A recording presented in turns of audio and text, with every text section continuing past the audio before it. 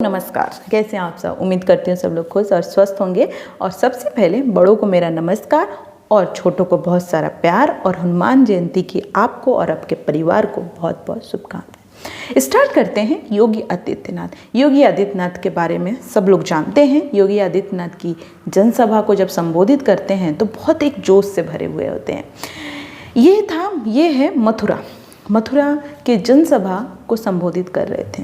और आजकल तो राजनीति गर्मा गर्मी चल ही रही है। मथुरा के जनसभा को संबोधित करते हुए उन्होंने एक लाइन बोला जिससे लोगों की जोश उमड़ गया, लोगों की हुंकार लोगों को सुनने में आ रहा था और लोग एक अलग ही फील कर रहे थे। वो है उन्होंने बोला काशी और अयोध्या का जो लक्ष्य था वो प्राप्त हो चुका है, लेकिन अब है बारी ब्रजभूमि की। तो क्या उन्होंने पहले बोला उसको पहले सुनिए। बहनों और भाइयों, ब्रजभूमि का भी अब नंबर आने वाला है।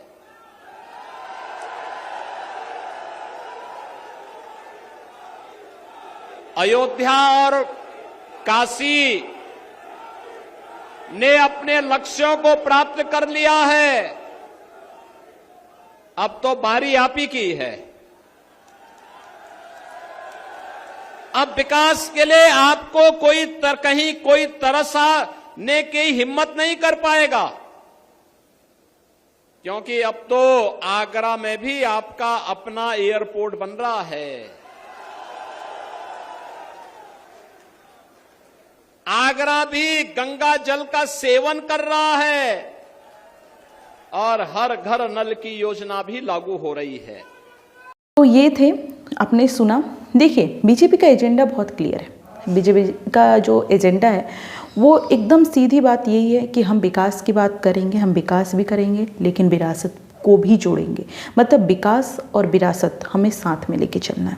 और मुझे लगता है कि लॉन्ग टर्म जो डेवलपमेंट होता है ना, जो एक सस्टेनेबल डेवलपमेंट जिसको बोल सकते हैं कि हर एक तरीके से जो डेवलपमेंट होता है वो यही होता है। अगर आप कोई पार्टी ऐसी है जैसे कि अपोजिशंस ऐसी हैं कि जो बोलती है कि धर्म की बातें नहीं करो, अरे क्यों नहीं करो धर्म की बातें। आपकी इतनी हिम्मत है तो अदर धर्म के बारे में बोल के दिखाइए, गला काट देंगे वो लोग। लेकिन ये ध्यान रखिए कि हमारे धर्म के खिलाफ आप जितना भी प्रचार करते हैं ये अब देश की जनता जान चुकी है। देश की जनता जाग चुकी है कि हमारे धर्म के खिलाफ जो भी बोलेगा उसको हम वोट देने वाले नहीं हैं, क्लियर कट। तो बीजेपी का एजेंडा बहुत सही है कि विकास और विरासत ये दोनों को साथ में लेके चल रही है और यही सबसे अच्छा डेवलपमेंट और यही लॉन्ग टर्म डेवलपमेंट माना जाता है।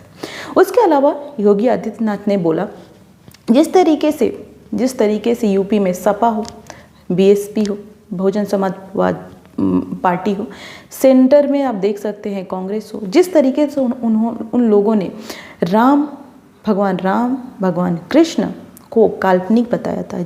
उन्होंने ये भी बोला कि क्या सबूत है कि अयोध्या में भगवान राम जन्म लिए थे, क्या सबूत है। तो ये सबूत मांग रहे थे, ये बता रहे थे कि सबूत क्या है। तो ये लोग, इस ऐसे लोगों को क्या हम वोट देंगे क्या, जो हमारी संस्कृति पे उंगली उठाए, हमारी संस्कृति को कुचलने का काम करे। हम कतई ऐसे लोगों को वोट नहीं देंगे।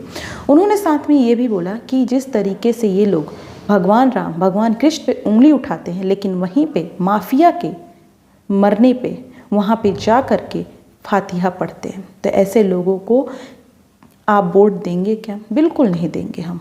तो ऐसे लोग जिसकी सोच मुस्लिम गिरी है, जिसकी सोच मुगल नीति है, ऐसे लोगों को वोट नहीं देना है। और यही सबसे अच्छा एक्शन होता है कि हम वोट ना दें उनको। उन्होंने क्या बोला पहले उसको भी सुनिए आप। आपका दायित्व बनता है, आपका दायित्व बनता है, अगर आप विरासत का सम्मान करते हैं तो जिन लोगों ने राम और कृष्ण पर प्रश्न खड़े किए थे आज उनको वोट के लिए तरसा दीजिए। एक भी वोट नहीं मिलेगा उनको। जिन्होंने विकास की योजनाओं के लिए आपको तरसाया था, जिन्होंने गंगा जल के लिए आपको तरसाया था, उनको वोट के लिए तरसा दीजिए। कह दीजिए भाई नहीं, जब आपको मौका मिला तब तो आपने कुछ किया नहीं। जब मौका मिला ये माफिया और अपराधी को अपने गले का हार बना करके प्रदेश के व्यापारी और बेटी की सुरक्षा में सेंध लगा रहे थे ये लोग। कांग्रेस हो, सपा हो, बसपा हो, देख रहे हैं ये सभी लोग माफिया की कब्र में जाकर के फतिया पढ़ रहे हैं। इनको बोलो, इनको बोल दीजिए ये चुनाव से अच्छा वक्त नहीं। इनको बोलो कि जाओ, वोट तो कमल निशान को जाएगा, तुम लोगों को 5 साल की छुट्टी दे रहे हैं, फतिया पढ़ो खूब। और इसीलिए हम लोग आए हैं आपसे कहने के लिए, बहनों और भाइयों, मोदी जी का तीसरा कार्यकाल भारत को आत्मनिर्भर भारत और विकसित भारत बनाएगा। विकसित भारत के लिए वोट भाजपा को चाहिए, आत्मनिर्भर भारत के लिए भाजपा को वोट चाहिए। हर नौजवान के चेहरे पर खुशहाली लाने के लिए, हर बेटी को सुरक्षा और स्वावलंबन के मार्ग पर आगे बढ़ाने के लिए, भारत को दुनिया की एक ताकत बनाने के लिए भारतीय जनता पार्टी को आपका आशीर्वाद चाहिए, आपका समर्थन चाहिए। सुना तो इस सब में एक चीज आता है बाहर कि हमें ऐसे सोच वाले लोग जो ये बोलते हैं कि हम धर्म की बात नहीं करेंगे, हम संस्कृति की बात नहीं करेंगे, हमें तो रोजगार चाहिए, हमें ये चाहिए। देखिए, ऐसे लोगों से पहली बात कि दूर रहना है। हाँ, बीजेपी की मैं बात कर रही हूँ। बीजेपी अपने मैनिफेस्टो में लिखी है कि हम विकास भी करेंगे और विरासत भी ध्यान रखेंगे। अगर वो एक भी इन दोनों में से भटकती है तो उसको भी हम उसके खिलाफ बोल सकते हैं, क्योंकि ये लोकतंत्र है। लेकिन जो बीजेपी का एजेंडा है वो विकास और विरासत दोनों को लेकर चलने वाला एजेंडा है। और मुझे लगता है कि ये सबसे बेस्ट ऑप्शन है जिससे हम अपने रिप्रेजेंटेटिव को चुन सकते हैं। हम अपने जो कैंडिडेट हैं उसको इजी है चुनने में कि हम हमारे विकास की भी बात करें, हमारे डेवलपमेंट की बात करें और साथ में विरासत की भी बात करें। देखिए, एक चीज़ और मैं बता दूं कि कहीं पे भी आप जाओ, कहीं पे भी हमारा देश की पहचान बहुत पुरानी है। हमारे देश में ऐसे ऐसे महान लोग हुए हैं, लेकिन इन लोगों की जो अपोजिशंस हैं उसके अलावा बहुत सारे मुग़ल आए, अंग्रेज़ आए, जिन्होंने हमारे विरासत को कुचलने का काम किया, क्योंकि उनको पता था कि हमारे देश की विरासत बहुत मजबूत है, और उसको कुचलने का काम किया।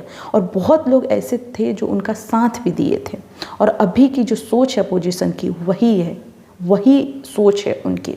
लेकिन हमें इस सोच से क्या करना है? इस सोच को सुनना ही नहीं है, इस सोच का जवाब देना है कि हमें इनको वोट देना ही नहीं है। तो यही था, आपको चुनना है कि आप किसको चुनेंगे। आपको पता है कि आपके लिए सबसे बेस्ट ऑप्शन कौन होगा, और मुझे लगता है कि जो विकास और विरासत दोनों की बात करें वही सबसे बेस्ट ऑप्शन होगा। आपके मामले में क्या है, आप क्या सोचते हैं, मुझे कमेंट करके बिल्कुल बताइए।